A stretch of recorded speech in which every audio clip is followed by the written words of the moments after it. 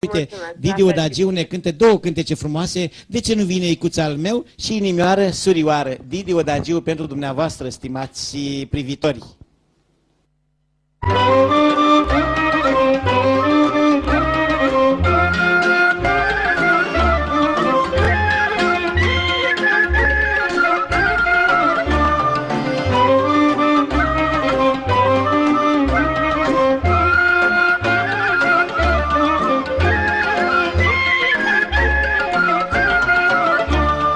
De ce nu-mi vine Icuța-l meu? Nu știi că plâng de dorul tău?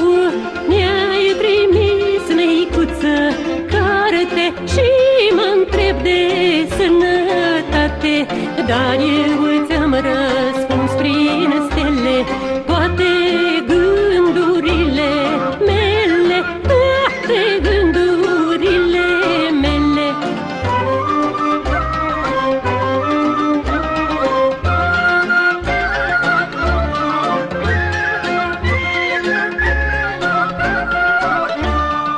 Uită-te, neicuță, la lună și de-i vedea o lumină. Să știi că sunt cu voie bună, să știi că sunt cu voie bună. Dar de-i